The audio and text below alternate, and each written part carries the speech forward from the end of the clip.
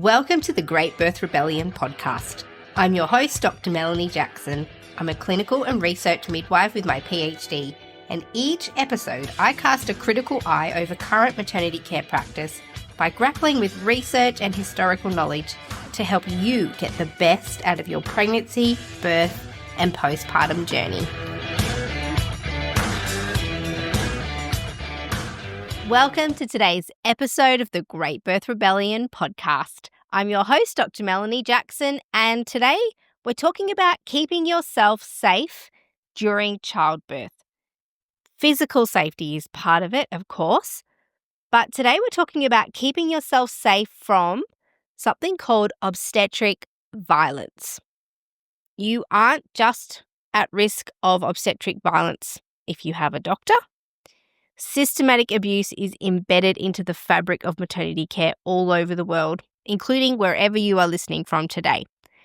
Now, this is an important topic that a lot of women think they don't really need to listen to. In fact, a lot of maternity care providers think they don't need to listen to this topic. And today, although I'm going to tell you what obstetric violence is, I want to focus on solutions, because it's one thing to be talking about the problem, and it's a whole other thing to offer you solutions for how you can avoid becoming the victim of obstetric violence. I'll explain what obstetric violence is, of course, but many women might not listen to this episode because they believe they're somehow immune from violence in the birth room. But the truth is that all women are at risk of violence during birth. And as we will discover through this episode, it doesn't matter which country you're in, what type of model of care you've chosen, there still exists a risk of obstetric violence.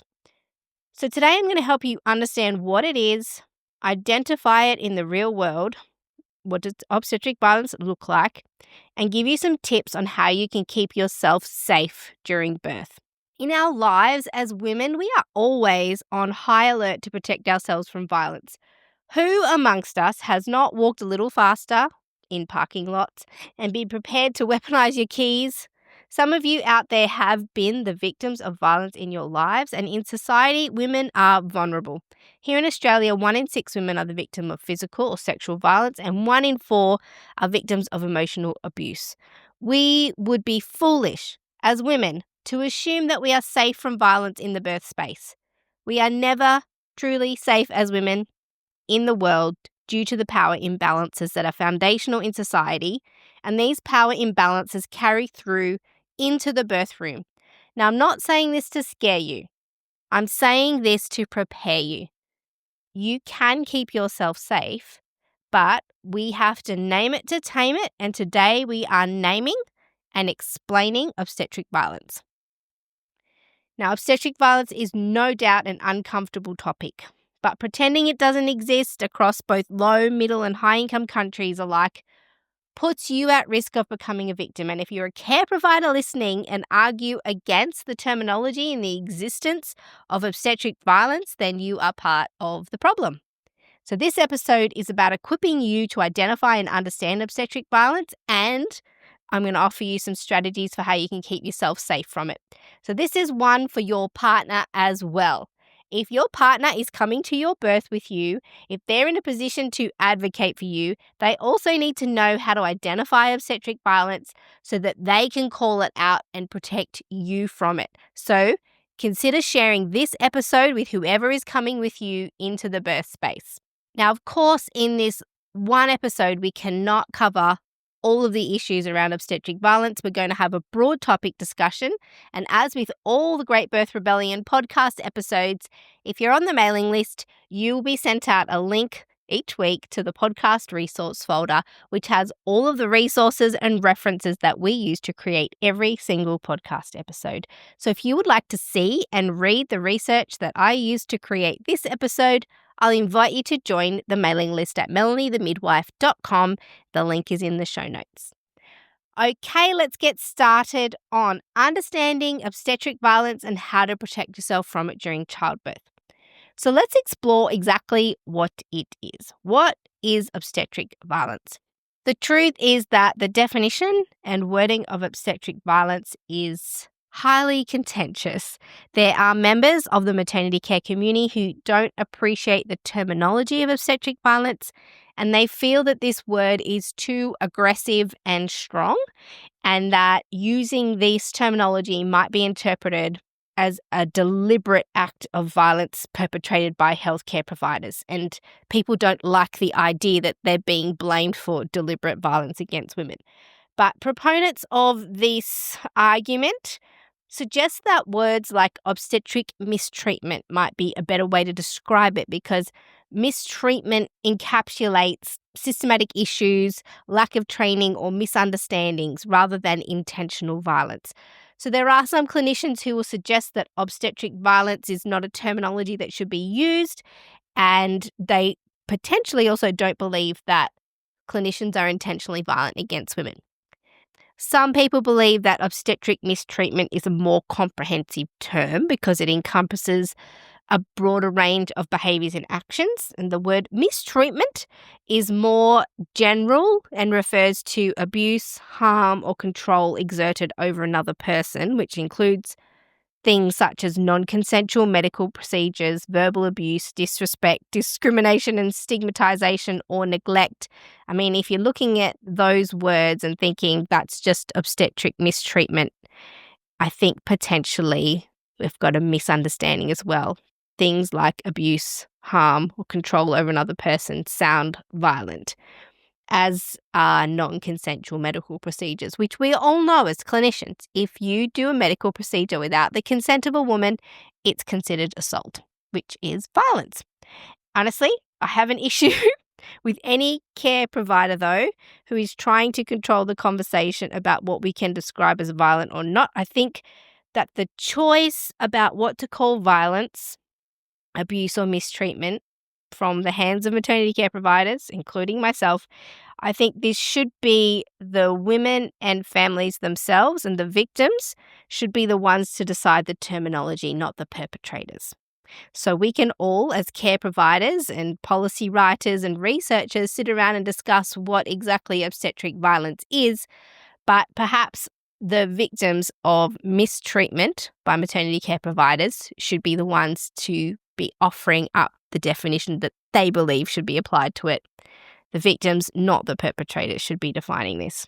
Having said that, I'm not going into detail or arguing for or against the wording, because that would detract from the point of today, which is to say that women, maternity care providers, and academic writers are finally starting to be heard on the issue of obstetric violence. Women are starting to be believed that they experienced abuse at the hands of their care provider.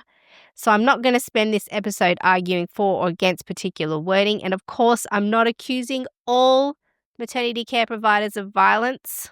So, for lack of a formal description, obstetric violence is defined as behaviours of verbal or physical abuse, coercion, unconsented and unnecessary interventions, violations of privacy, and women's autonomy. And that means that you take a woman's control away from her and take control of her body. There is, however, no consensus on what obstetric violence is, but it generally describes the mistreatment of women during childbirth. And we could go through the raft of papers that try and define this, but essentially, obstetric violence involves violation of a woman's rights, dehumanizing care, disrespect and abuse, and mistreatment. And it can be psychological violence. It can be the denial of support during labour if the woman feels humiliated or her privacy is violated. It can be verbal, such as people yelling at or scolding pregnant women and making threats. It can be physical, such as procedures being carried out on women without their consent, or the use of coercive language to gain consent. If you are coerced into something that you didn't want and your care provider used language that aimed to push you towards a particular decision, that's considered violent behaviour. Now, violence can also be a lack of access to analgesia or pain relief when it is required.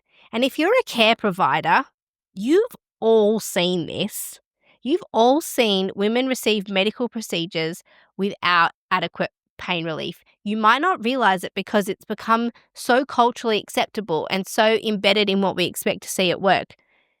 But I've seen doctors extract women's placentas from them in the room without pain relief and sometimes not even telling the woman it was going to happen.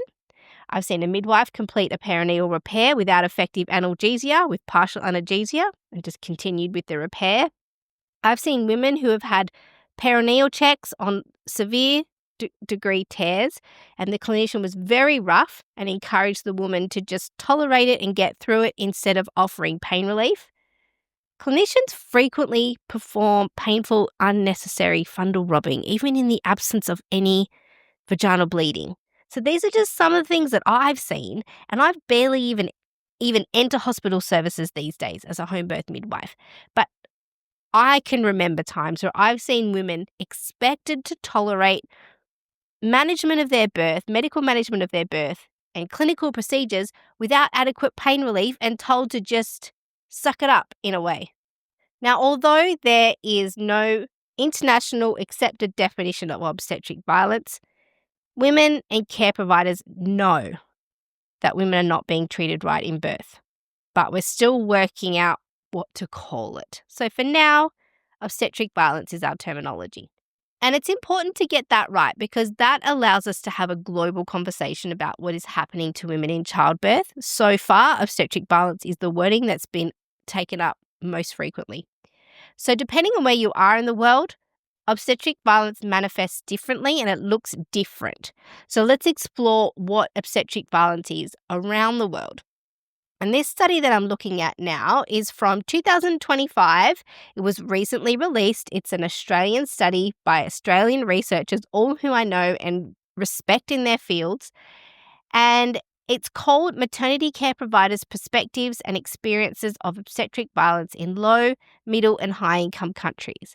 And this was an integrative review which looked at 54 research articles and looked at what maternity care providers have witnessed. And it kind of gives insider knowledge of what's going on and what obstetric violence looks like across low, middle and high-income countries, depending on where you are in the world.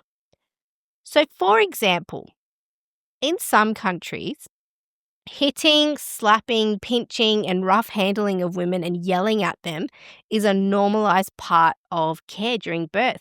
Some of the studies in this paper reported maternity care providers said they were doing this to motivate women to push harder. And so think about this. If you're a care provider, how many times have you seen a nurse, a midwife, or a doctor hold a woman's legs open or push a woman's leg up into, up towards her nipples and yell, push, push, push, push, push, push, push.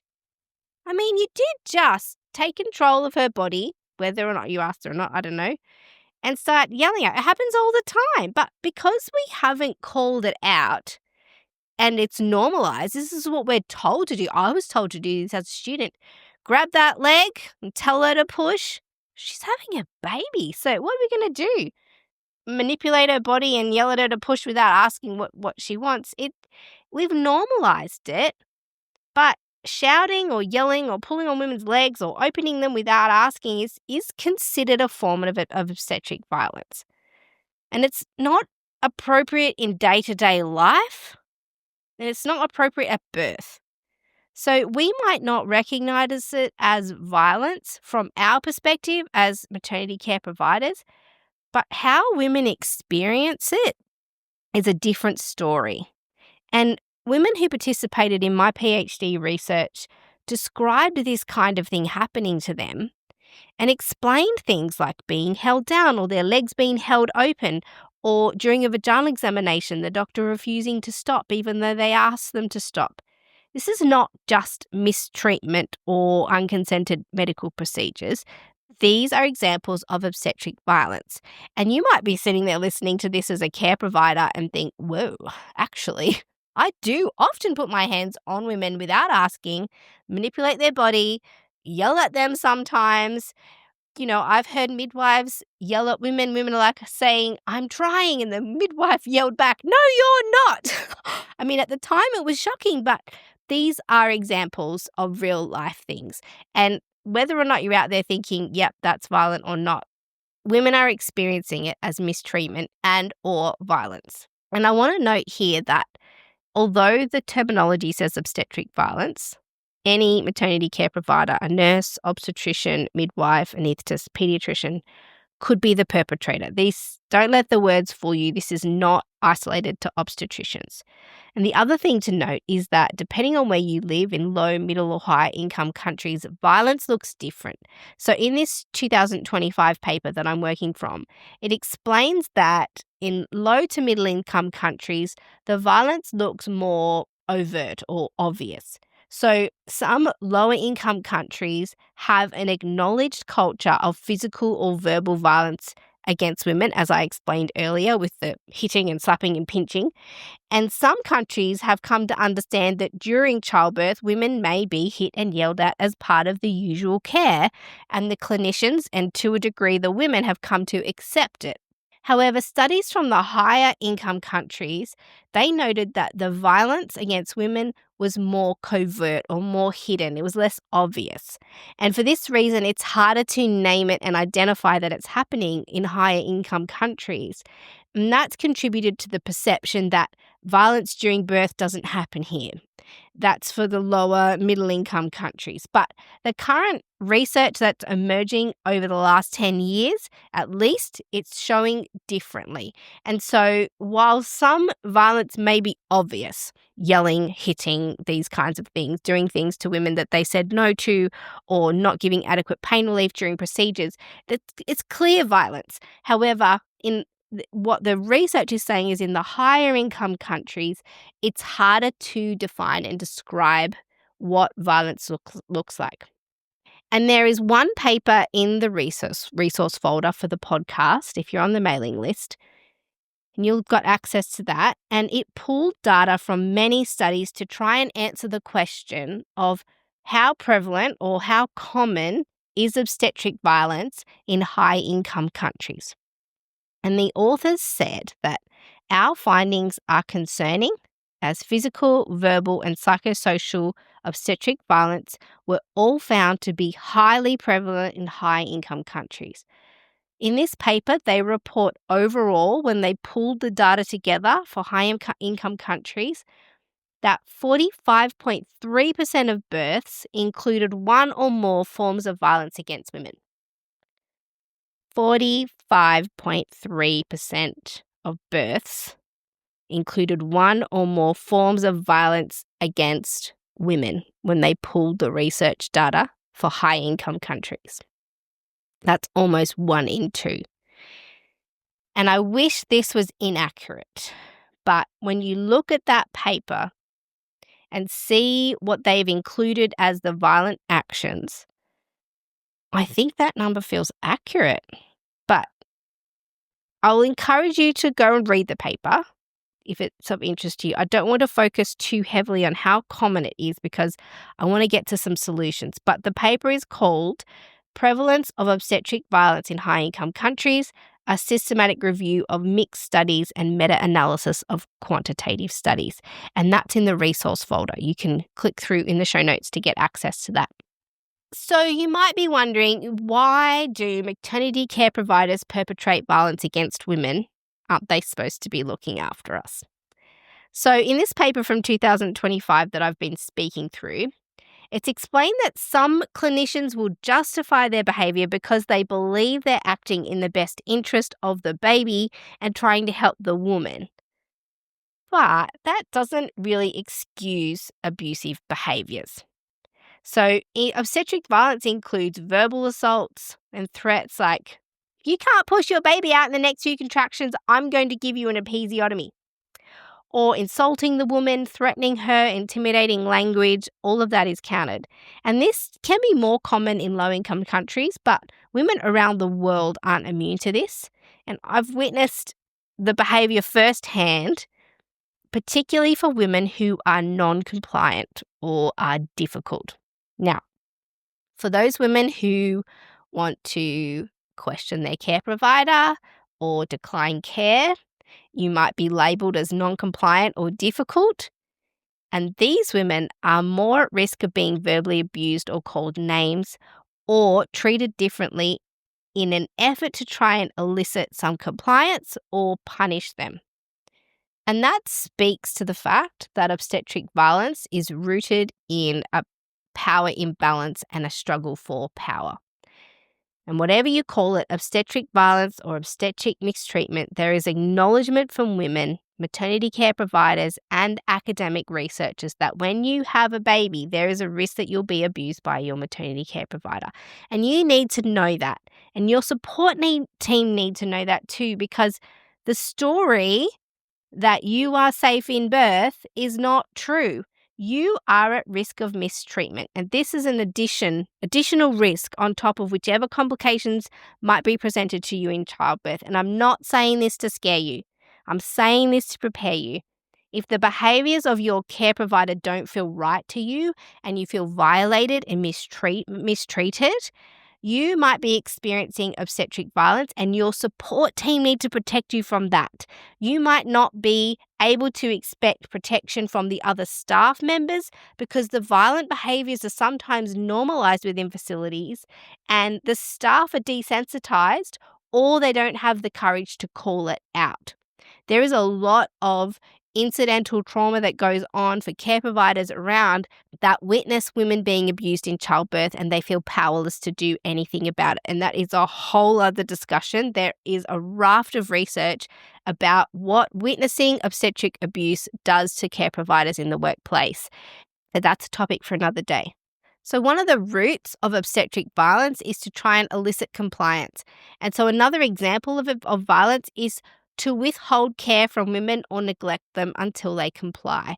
And this withholding of care was a circumstance in this research paper across low, middle, and high-income countries, where if the woman was non-compliant or appeared to be disrespectful to their care provider, their care would be impacted. And I've seen this firsthand as well, when women will decline a recommendation made by their care provider, and their care provider appears to retaliate by telling the woman that they're not willing to offer any other option. And so the woman is given no choice but to choose that one thing that the care provider is willing to offer. In fact, I've even offered to take women from one hospital to another hospital in order to get the care that she wanted and that she was asking for, but the care provider refused to provide it.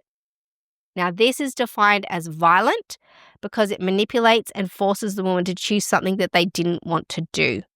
It's obstetric violence.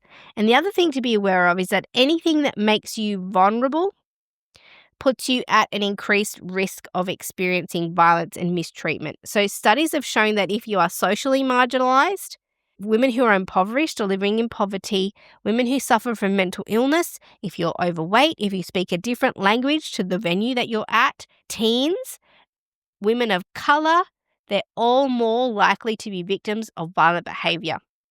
And Black women in particular are at risk of discrimination and racism and violence as a result.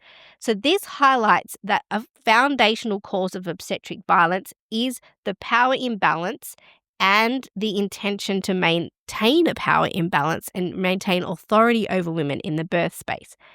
And it's widely acknowledged in the literature that healthcare systems aim to regulate women's bodies so they perform and conform to medical expectations. And this can have a side effect and manifest as behaviors that seek to dominate and control women's bodies. And this just reflects the normal oppression that is experienced by women in society. We are not safe from violence in society without putting in some checks and balances to keep ourselves safe. And the same thing exists in birth. The power imbalance that exists against women in society is a contributor to obstetric violence. And for a long time, maternity care providers have justified their behaviors in the birth room and justified them to say that they were forceful or aggressive or abusive or provided unconsented to interventions for the safety and well-being of the mother and baby, as if they were the ones who knew best. Or often their actions focus on just the well-being of the baby, and they forget that the woman is a person too. But her treatment and bodily autonomy is sacrificed as the care provider prioritizes her baby over her.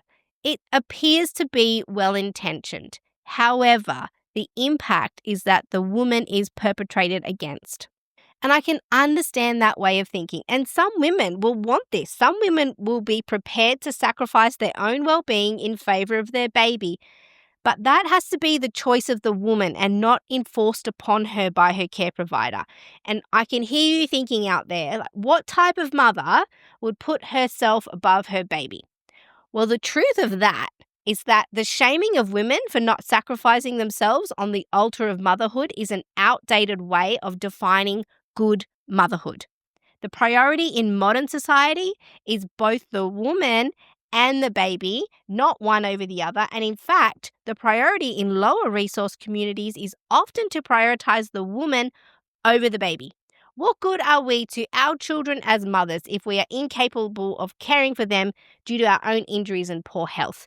So this idea of the good mother as being someone who sacrifices her own well-being for the sake of her baby is outdated, and it's inappropriate, because what's happening is we are sacrificing women through obstetric violence for the supposed good of their babies without even asking women what they want. And also, there is a focus on positive outcomes from care providers because they fear the repercussions of what might happen to them if there's a poor outcome for the baby. So while there might be many reasons for acting violently towards women or for mistreating them, good intentioned as it may be, the reasons and excuses don't justify the behaviours. And the other issue here is that the maternity care system and infrastructures around the world are perpetually understaffed, under-resourced, and the staff are overworked, underpaid, and often work in violent workplaces where there's bullying, a hierarchical power struggle, and ongoing feelings of moral distress and burnout from maternity care workers. So these environments seem to curate a circumstance where there is an increased interest in the need for women to comply and for the outcomes to be positive. And this causes maternity care providers to care for women in a way that can be experienced by the women as violent. And what's worse is that in these workplaces where the culture might feel toxic or hierarchical, where there is workplace bullying, maternity care providers feel that when they speak out or call out obstetric violence, they become whistleblowers and they become further ostracized and bullied. This is the context in which obstetric violence occurs and is allowed to flourish. Okay, let's shift gears.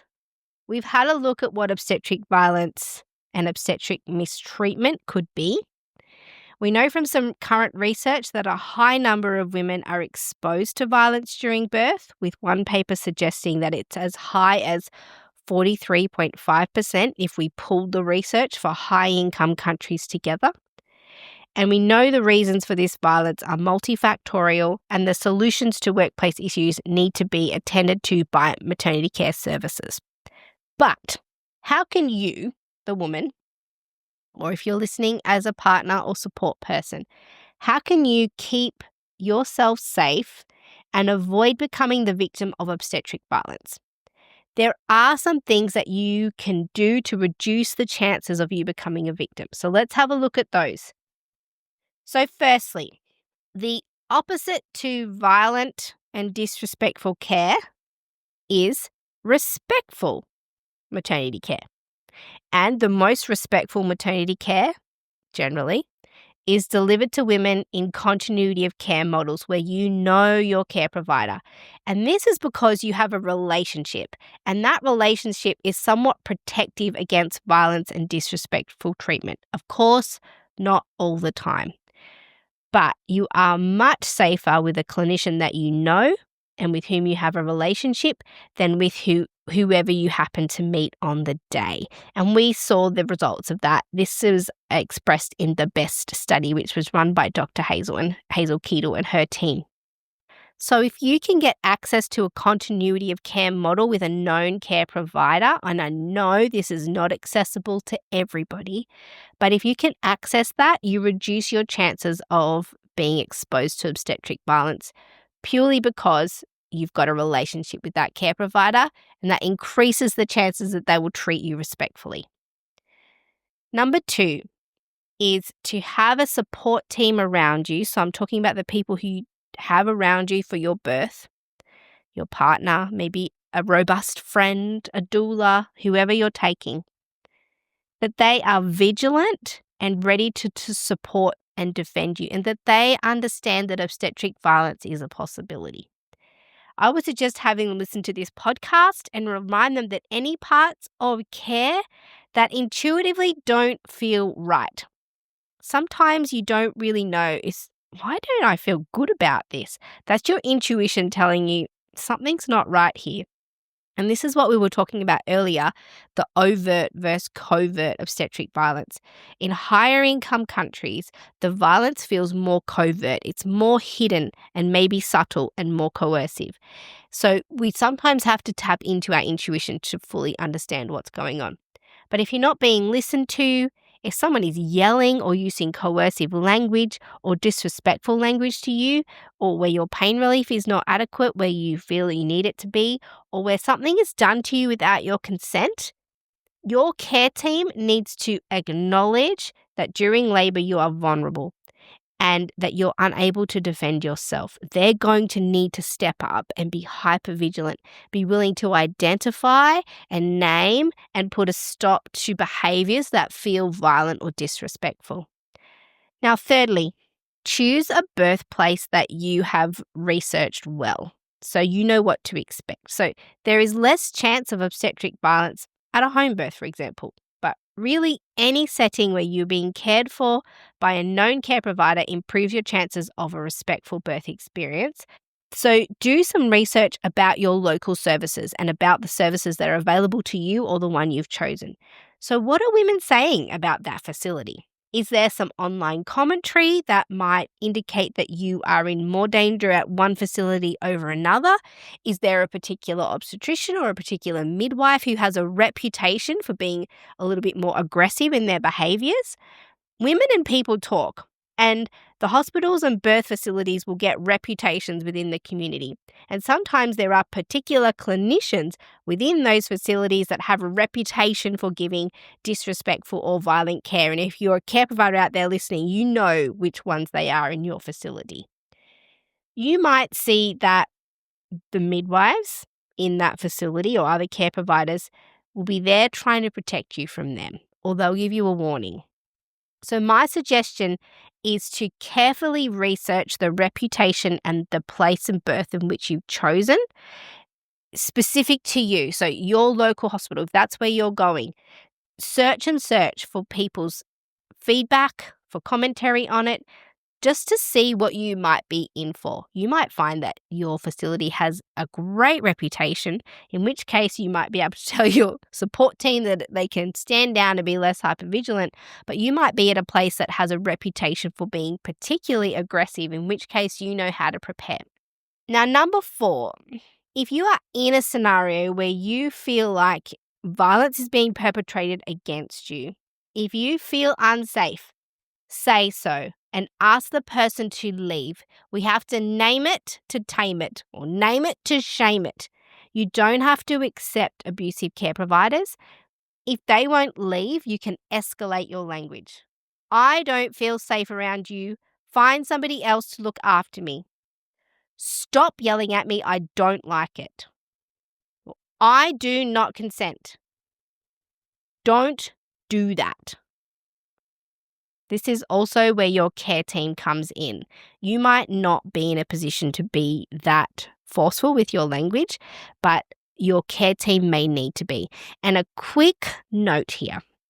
If you are the victim of obstetric violence and you feel unsafe and the person will not leave, you're currently engaged in a power struggle. Can I advise that you keep your cool, stay firm and calm, and do not become violent yourself, because the power struggle will not fall in your favor. There's been circumstances where security teams have been called to extract seemingly aggressive support people out of the room. So remain calm but firm. And if this is something that really worries you, I would suggest getting a doula to add another layer of protection. They can also be a source of information. They're usually familiar with the birthing facilities in the area, and they know which care providers are more likely or less likely to act aggressively against you. Now, those are 5 things you can do as a woman and as a support person to protect yourself from obstetric violence during birth. And if you're a care provider and looking for resources to assist in understanding what you can do to prevent obstetric violence and avoid being the perpetrator yourself, I'm going to recommend the resource folder for this podcast, which has the White Ribbon Alliance Respectful Maternity Care Charter in there, and that is a list of the universal rights of women and their newborns. And the World Health Organization have a document called the Prevention and Elimination of Disrespect and Abuse During Childbirth. And the International Confederation of Midwife resources are also in the folder, and they can help to educate and rehabilitate you and your workplace. Violence against women is never okay in or out of the birth room. That's this week's episode of the Great Birth Rebellion podcast. I'm Dr. Melanie Jackson, and I will see you in next week's episode. To get access to the resources for each podcast episode, join the mailing list at melaniethemidwife.com, and to support the work of this podcast, wear the rebellion in the form of clothing and other merch at thegreatbirthrebellion.com. Follow me, Mel, at Melanie the Midwife on socials, and the show at The Great Birth Rebellion. All the details are in the show notes.